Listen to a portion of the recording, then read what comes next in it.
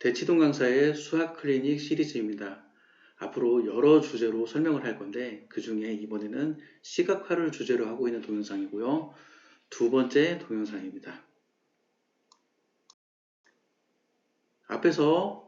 앞 동영상에서 시각화가 무엇인지 예를 들어서 설명하고 교과서에 시각화가 나온다고 얘기를 했어요. 그리고 시각화가 책에 나오기 때문에 가르치는 사람들이 책을 보면서 야, 이거는 이런 개념을 시각화시킨 거야 라고 설명할 만하잖아요. 근데 왜 가르치는 사람들은 시각화를 설명해 주지 않는 걸까요? 분수의 시각화입니다. 분수 4분의 1 이렇게 눈에 보이게 4분의 2 이렇게 눈에 보이게 분수를 시각화시키는 거죠. 통분 보통 사람들은 통분을 가르칠 때 이렇게 가르쳐요. 분자분모에 3 곱하고 분자분모에 2 곱해라. 그렇게 해서 통분하면 된다라고 가르쳐 준데 통분을 왜 하는지 설명이 제대로 안 돼 있고 이렇게 통분을 시각화시켜서 설명해 주지 않아요. 그러니까 통분이 어렵게 느껴지죠. 통분이 눈에 보여야 하는데 앞에서는 분수 얘기를 했고 이제 음수를 얘기해 볼게요. 음수를 어떻게 하면 눈에 보이게 만들 수 있을까요? 1, 2, 3, 4라는 자연수는 눈에 보이게 만들고 2분의 1, 3분의 1도 눈에 보이게 만들 수 있어요. 그렇지만 음수는 어떻게 해야 눈에 보이게 만들 수 있을까요? 음수는 이렇게 수직선으로 눈에 보이게 만듭니다. 데카르트가 고안해낸 방법이죠. 수직선을 사용하면 이렇게 마이너스 1, 마이너스 2, 마이너스 3 같은 음수가 눈에 보여요. 그러니까 우리가 수직선을 배우는 이유가 학교에서 수직선을 가르치는 이유가 교과서에 수직선이 나와 있는 이유가 음수를 시각화하기 위한 방법이에요. 중학교 3학년 과정에서 루트 2를 배우죠. 무리수 단원에서. 그럼 루트 2가 눈에 안 보인단 말이죠. 이 그림은 루트 2를 눈에 보이게 해주는 겁니다. 이 넓이가 2지, 이 길이가 그래서 루트 2야. 컴퍼스 대고 샥 돌리면 요 점에 대응하는 수가 루트 2가 되네. 이런 식으로 루트 2를 눈에 보이게 해주는 거예요. 루트 5도 마찬가지죠. 이 넓이가 5지, 그러니까 이 길이는 루트 5야. 컴퍼스 대고 돌리면 요 점에 대응하는 수는 루트 5네. 이런 식으로 루트 2나 루트 5 같은 무리수를 눈에 보이게 해주는 거예요. 그런데 사람들은 가르치는 사람도 그러고 배우는 사람도 그러고 이게 루트 2의 시각화구나 루트 5의 시각화구나 이렇게 배우는 게 아니라 야 이런 유형의 문제가 시험 문제에 나오니까 익혀. 이런 문제가 나오니까 내가 배워야겠구나. 이런 식으로 배우죠. 이게 시각화시키는 건데. 복소수는 어떻게 시각화할까요? 예를 들어서 i, 3 플러스 2i 이런 복소수들은 어떻게 시각화할까요? 아는 사람들은 알겠죠. 그렇지만 모르는 사람들은 복소수를 어떻게 시각화해야 할지 모를 겁니다. 복소수는 이렇게 좌표 평면에 나타내서 시각화를 해요. 이러한 좌표 평면을 가리켜서 복소 평면이라고 합니다. 가로축이 실수축, 세로축이 허수축. 그래서 여기 2,3이라는 점은 2 더하기 3i라는 복소수에 대응시켜요. 이런 식으로 복소수를 좌표 평면에 나타낸 걸 복소 평면이라고 하고 이렇게 복소수를 시각화를 시켜야 복소수가 눈에 보이죠. 앞에서도 분수 시각화시키고 음수 시각화시키고 루트 2도 시각화시켰어요. 그러면 i도 시각화를 시켜야 할 거 아니에요. 그렇지만 이 복소평면은 현재 고등학교 교과 과정에서 빠졌어요. 내가 학교 다닐 때는 고등학교 교과 과정에 복소평면이 있었는데 지금은 빠져버렸죠. 그러면 복소수가 눈에 안 보인단 말이죠. i가 눈에 안 보이고 1 빼기 i가 눈에 안 보이고 3i가 눈에 안 보여요. 그러니까 복소수가 뭔지 모르고 붕 떠버리게 되는 거죠. 저는 개인적으로 이 복소평면을 교과 과정에서 뺐다는 것에 대해서 굉장히 심각한 불만을 가지고 있는 사람이에요. 나는 왜 이걸 뺐는지를 모르겠어요. 당연히 복소수를 배웠으면 복소수를 시각화시켜야죠. 함수의 시각화도 마찬가지죠. 우리가 함수를 배우고 함수의 그래프를 배워요. 1차 함수, 1차 함수의 그래프, 2차 함수, 2차 함수의 그래프, 3차 함수, 3차 함수의 그래프, 지수함수, 로그함수, 삼각함수, 유리함수, 무리함수 정말 수많은 종류의 함수가 있는데 그 함수를 배울 때 그래프를 같이 배워요. 그래프를 같이 배우는 이유는 함수를 시각화하기 위해서 그래프를 같이 배우는 거예요. 근데 가르치는 사람은 이걸 강조하지 않아요. 어떤 사람은 이렇게 말하는 사람도 제가 봤어요. 야, 그래프 뭐 별거 있냐? 눈에 보이게 해주는 거 말고 뭐 있냐? 그게 뭐 대단한 거라고 이렇게 말하는 사람도 내가 봤는데, 아니, 눈에 보이게 하는 게 엄청나게 중요한 거예요. 진짜 아주 중요한 거예요. 그러니까 그래프는 반드시 배워야 돼요. 그리고 그래프에 익숙해져야 하고. 근데 수학을 배우는 학생들조차도 그냥 그 그래프 하면 막 벌써 스트레스를 받아요. 아, 내가 왜 이런 걸 배워야 돼? 근데 학생들을 괴롭히기 위해서 그래프를 만드는 게 아니라 함수를 눈에 보이게 하기 위해서 그래프를 만든 거예요. 그러니까 당연히 함수와 그래프는 쌍으로, 세트로 함께 익혀야 합니다. 저는 진짜 함수의 그래프가 엄청 중요하다고 강조하는 사람인데, 보통 사람들은 함수의 그래프가 중요하다고 강조를 안 해요. 참 이런 부분에서 시각화에 대한 그 개념의 차이, 관점의 차이, 중요성의 차이가 많이 느껴져요. 저는 시각화를 굉장히 중요하게 생각하기 때문에 그래프를 매우 중요하게 생각하고, 다른 사람들은 그렇게 강조를 하지 않더라고요. 집합을 시각화하는 방법이 벤 다이어그램입니다. 이 벤 다이어그램으로 집합을 시각화하면 집합 문제를 더 쉽게 빠르게 풀 수 있어요. 근데 사람들은 어떻게 생각하냐면 집합도 어려운데 벤 다이어그램도 배워야 한다고 막 이렇게 생각을 하죠. 저는 학생들에게 집합 문제를 풀 때는 벤 다이어그램을 그리고 풀어라. 저는 이런 식으로 얘기를 해요. 교과서에는 시각화가 나오는데 가르치는 사람은 시각화를 강조하지 않아요. 그래서인지 배우는 사람도 시각화의 중요성을 잘 몰라요. 그래서 보통 학생들이 공부를 할 때 시각화를 시키지 않고 그냥 배웁니다. 이런 역사 지도를 봤을 때 마찬가지인데 요 강, 랴오허 강이라고 적혀있는 이 강이 요하입니다. 요하의 서쪽이어서 요서예요. 요하의 동쪽이어서 요동반도입니다. 여기에 태산이라는 산이 있는데 태산의 동쪽이어서 산동반도예요. 이성계가 요동지방을 정벌하러 갈 때 사람들은 요동이라는 글자로 익혀요. 이성계가 요동을 정벌했다. 요동이 어딘데? 몰라. 요동지방을 정벌하러 갔대. 그게 아니라 여기에 요하가 있고 이 지방이 요동지방이니까 이성계가 이게 요동지방으로 갔구나. 압록강을 건널 때 위화도에서 회군했구나. 이런 식으로 시각화를 시켜서 배우고 시각화를 시켜서 공부를 해야 하는데 배우는 학생들은 그냥 문자로 외워요. 글자로 외워요. 아니에요. 시각화 시켜서 배워야 합니다. 그래야 더 정확하게 기억하고 더 오래 기억해요. 이게 기단, 과학 시간에 기단 배우죠. 제가 학생들한테 물어봐요. 야, 오호츠크해가 어디 있니? 이렇게 물어봐요. 대답하는 사람을 한 명도 못 봤습니다. 오호츠크해가 어디 있는지도 모르고 그냥 오호츠크해 기단을 막 외워요. 오호츠크해가 어디 있는지 시각화를 시켜서 기억하고 있었는데 그냥 글자로 외우는 거죠. 글자로 외우면 안 돼요. 시각화를 시켜야 합니다. 행정구역도 마찬가지인데 제가 학생들하고 대화하다 보면 충격을 먹어요.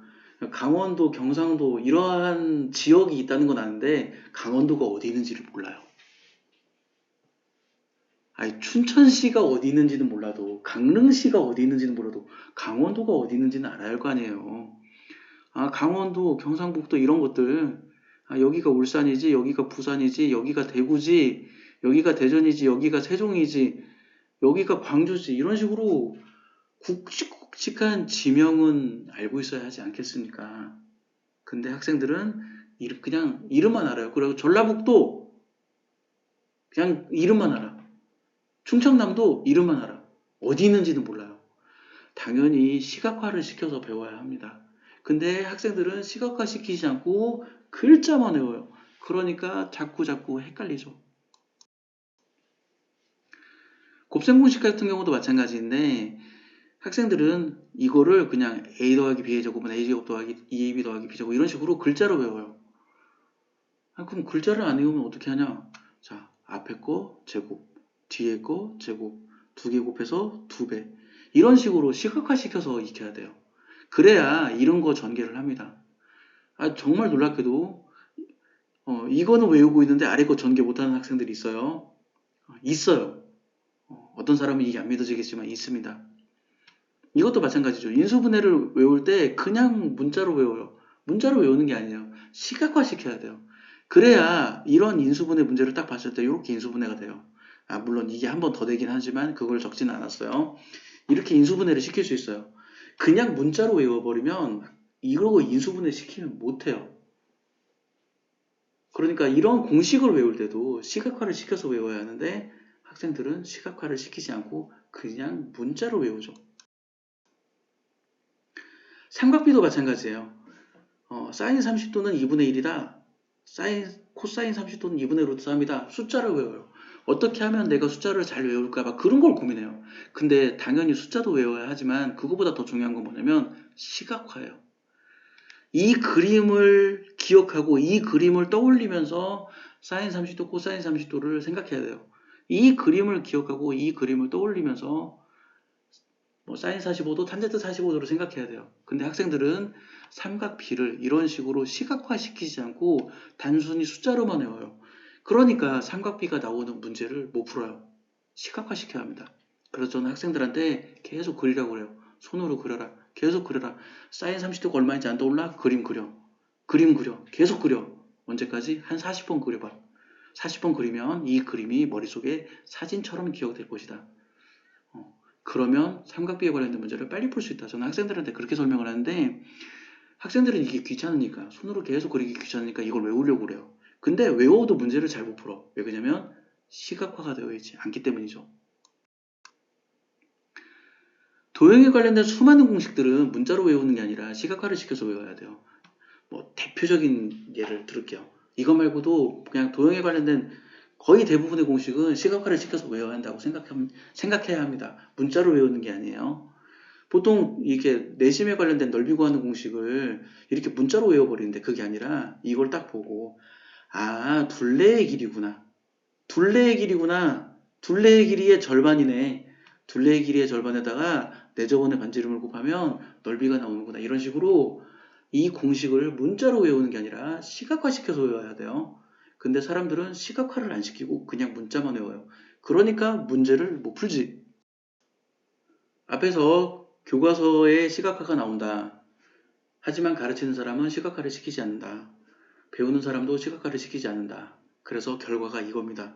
문제를 푸는 사람이 시각화를 시키지 않고 문제를 풀어요. 그러니까 문제를 못 푸는 거예요. 시각화를 시켜야 합니다. 그럼 문제 풀 때를 시각화를 시킨다는 게 도대체 무슨 말이냐. 그냥 인터넷에서 찾아온 그림이에요. 제가 푼 건 아니고. 이렇게 1차 방정식 문제가 쭉 나오는데 이렇게 표를 그려서 시각화를 시키는 겁니다. 여기에 있는 데이터를 표를 그려요. 그럼 표를 보면 훨씬 알아보기가 편해요. 이 표를 그리지 않으면 내가 이 데이터를 계속 여러 번 읽어봐야 돼. 표를 그리면 알아보기가 편하죠. 이렇게 시각화를 시켜야 문제를 쉽게 풀 수 있어요. 그렇지만 시각화를 안 시켜. 제가 학생들한테 표를 그려라 얘기해도 안 그려. 시각화를 시키잖아요. 그러니까 문제를 못 풀지. 이게 거리속도 문제, 이것도 그냥 인터넷에서 퍼온 그림이에요. 거리속도 문제를 볼 때 이렇게 거리속도에 관련된 걸 시각화를 시켜야 문제가 잘 풀리는데 시각화를 안 시켜요. 참고로 나는 이렇게 시각화 시키지 않습니다. 나는 다른 방법으로 시각화를 시켜요. 아무튼 이렇게 시각화를 시켜야 식을 세울 수 있는데 시각화를 안 시켜요. 학생들한테 이런 문제를 풀으라고 그러면 그림을 안 그리고 그냥 어떻게 풀어야 할지 막 고민만 해. 야, 그림을 그려라. 그림을 그리고 눈에 보이게 해야 내가 식을 어떻게 세울지가 보이지. 그림을 안 그리는데 식을 어떻게 세울지가 보이냐. 눈에 보이게 만들어라 라고 학생들한테 계속 강조를 해도 학생들은 시각화를 시키지 않아요. 그림 그리기가 귀찮은가 봐. 그림을 안 그리고 내가 어떻게 하면 식을 세울 수 있을 것인가 이런 걸 고민해. 그렇게 하면 문제를 못 풀어요. 소금물 문제도 마찬가지죠. 이것도 그냥 인터넷에서 뒤져서 퍼온 그림이에요. 소금물 문제도 여기 위에 있는 정보를 시각화 시킨 다음에 식을 세워서 풀었는데 시각화를 안 시켜요. 이렇게 긴 의자에 관련된 문제도 이렇게 시각화를 시킨 다음에 식을 세워서 풀었는데 시각화를 안 시켜. 시각화를 안 시키니까 식이 안 세워지지. 시각화를 시켜야 합니다. 이런 문제, 이건 중학교 2학년 때 1차 함수에서 나오는 문제이고 고등학교 1학년 때 직선의 방정식에서 나오는 문제예요. 이거 풀어라 그러면 학생들이 뭐라고 얘기하냐면 저 공식 몰라서 못 풀어요. 어떻게 푸는지 몰라요 그래요. 그럼 내가 뭐라고 그러냐면 그려봐. 좌표 평면 위에 마이너스 2,1이라는 점을 찍어봐. 2,3이라는 점을 찍어봐. 그리고 그려봐. 이렇게 그리면 식이 나오지 않냐. 기울기는 2분의 1이고 y절편은 2니까 바로 식이 나오지. 이렇게 얘기를 해요. 학생들은 그냥 이 점 두 개 주어져 있을 때 그 직선의 방정식을 구하는 그 공식을 달달달 외워요. 근데 그 공식을 외우는 것도 필요하고 외우는 것도 좋지만 그것보다 더 중요한 건 시각화예요. 시각화를 시켜야 그 공식이 이해가 되고 시각화를 시켜야 공식을 까먹어도 문제를 풉니다. 근데 학생들은 시각화를 하지 않아요. 이건 보고 적분단원에서 나오는 문제죠. 두 그래프로 둘러싸인 넓이를 구하라. 그럼 학생들은 펜 들고 그냥 막 고민해. 어떻게 할지 그냥 막 고민하고 있어. 선생님 이거 식 어떻게 써요? 그래프를 그려봐라. 그래프를 그려야 내가 교점을 찾을 수 있고 적분 구간을 마이너스 1에서 2까지 적분하면 되겠구나. 적분 구간을 정할 수 있고 위 그래프 1차 함수에서 2차 함수를 빼면 되는구나. 식을 생각할 수 있다. 그러니까 그래프를 그려라. 그래프를 그려서 어떻게 적분을 해야 할지 계획을 짜라라고 학생들한테 얘기를 함에도 불구하고 학생들은 그래프를 안 그려. 그래프를 안 그리고 적분식을 어떻게 써야 할지를 고민해요. 정말 강조합니다. 시각화시키세요. 그래프 그리기 귀찮지만 그래프를 그려서 시각화를 시키세요. 근데 정말 많은 학생들이 그래프를 그리지 않아. 시각화를 시키지 않아. 그러니까 문제가 안 풀리지. 마무리하겠습니다. 책에, 교과서에 많은 정보들이 시각화로 나와 있어요. 시각화되어서 나와 있어요. 그러니까 가르치는 사람은 시각화시켜서 가르쳐줘야 합니다. 야, 요 내용은 이것을 시각화시킨 거야. 저 내용은 저것을 시각화시킨 거야. 이런 식으로 가르치는 사람은 시각화시켜서 가르쳐줘야 돼요. 배우는 사람은 시각화시켜서 배워야 돼요. 아, 이거는 이렇게 시각화시켜서 내가 익혀야겠구나. 이거는 내가 이렇게 시각화시켜서 익혀야겠구나. 이렇게 시각화시켜서 배워야 하고, 문제를 풀 때도 시각화시켜서 문제를 풀어야 돼요. 제가 학생들한테 엄청 강조해요. 그래프 그려라. 그래프 그려라. 그래프 그려라.